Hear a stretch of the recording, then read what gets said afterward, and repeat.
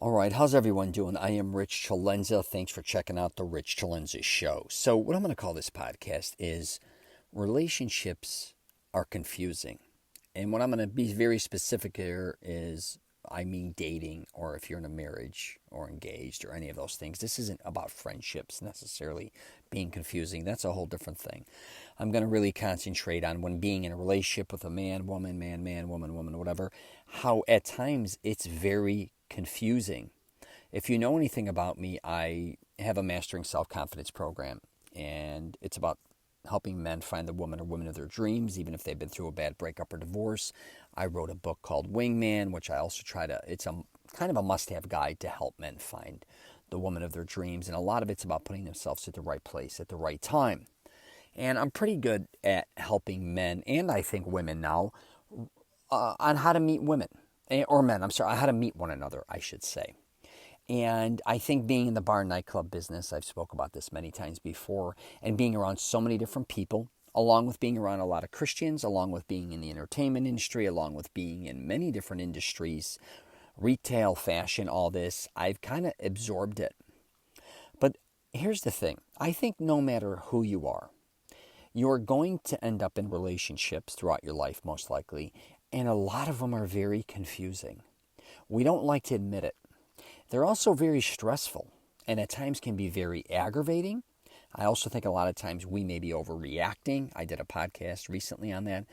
Or the one we're with is overreacting. I also think we have to admit as time goes on, we're constantly evolving.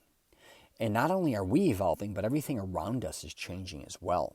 And all these different types of things are affecting our relationships, especially, and I discuss this a lot, if you plan on getting married, each child that you have that comes into your life is going to change the dynamic of your relationship.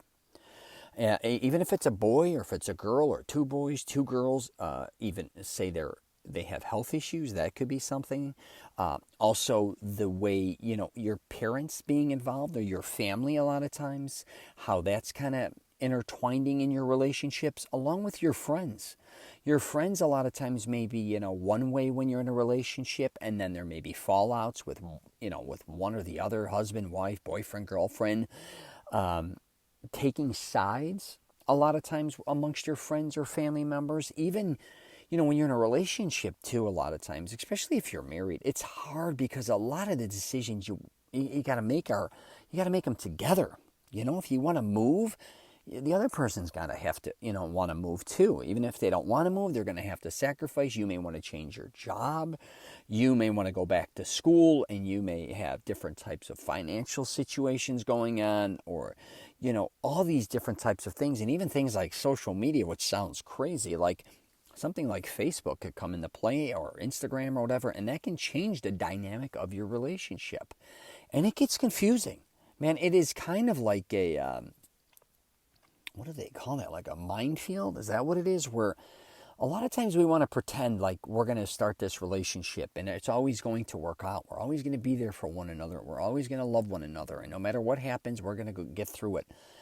I'm here to tell you, a lot of you most likely are not going to get through it. I mean, if divorce is over 50%, and they say a lot of times 70% of people that aren't even, I think, maybe are close to it, aren't that even happy necessarily in their marriage after a certain amount of years.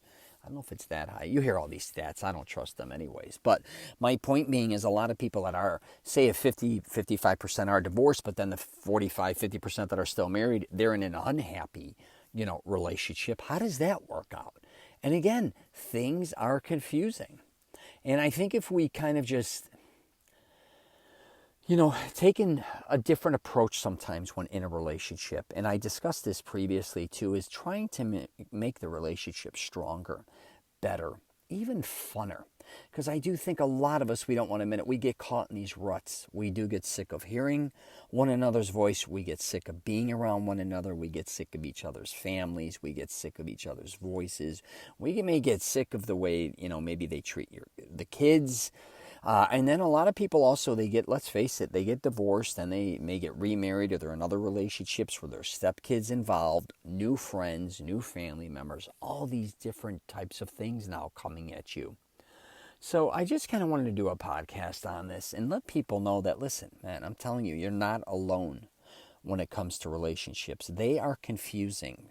Every day is a different day, and don't always think every day it's going to be a better day. Because you may wake up one day and may find, whoever you're with may be cheating. They may be lying. They may be stealing. They may be manipulating you. They may not be the person you thought they were. You may just end up not in love anymore with this person, or you're not attracted to this person anymore, and vice versa, right? They may not be attracted to you. All these things you have to be aware, I believe, throughout your life that this may happen. That doesn't mean by any means that I want anyone to go in the direction of thinking negative and wanting to sabotage their relationship by any means. But you're probably going to have to fight through a lot of things to keep your relationship stable and strong. Nobody goes unscathed. I'm telling you right now, especially as I think we also get older, when we have other loved ones passing away, and how that affects a lot of people's lives. Also, how we perceive ourselves a lot of times as we age. It's not just, people like, let's face it, when we age, all of us, we're kind of looking at whoever we're with and saying, wow, they're getting older. And vice versa. Most likely they're looking at you and getting older. And what, your looks, a lot of times I talk about it, like beauty or handsome or whatever, that's a bad investment. But you do start to look at each other differently. It may be better. Actually, you may have more patience and be like, you know what, I'm not caught up. I didn't realize I don't need, I'm not worried about how somebody looks anymore. I just love them for who they are. I love their personality. I love that they're so loving and caring. So that can work out as well. But there is a lot of people out there that do look at others and say, you know what, I don't like the way this person looks anymore. I'm not attracted to this person anymore. And that's something that you may go through as well. So, there's a lot of things you can go through. But I just wanted people to let you know, or let people know that you're not alone. And when it comes to relationships, they are very complicated. They're very confusing. And I think even as much advice that I try to give regarding relationships, I only can teach you what I've learned throughout my life, which may not have any effect whatsoever on what you've gone through throughout your life. I think it's up to the individual or the couple to figure things out, not always looking for outside answers, which there's nothing wrong with taking advice. But let's face it, you're the only one in this relationship, right? You're the one who's going through all the different types of things. And I think a lot of times we kind of just say, we categorize things very easily in saying, oh, he cheated, how should I behave? Or she cheated, how should I handle this?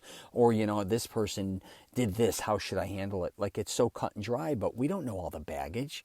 We don't know all the other things that happen or intertwined it, or who did what to who, when, all these different types of things. So you got to figure it out for yourself.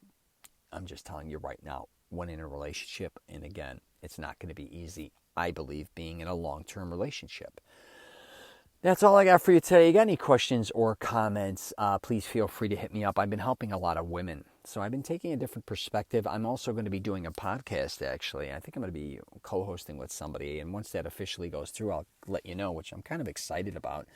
And like I said earlier, I have a program where I try to help men mastering self-confidence. If you have any other information that you'd like to know about me, just go to richcelenza.com. Take care.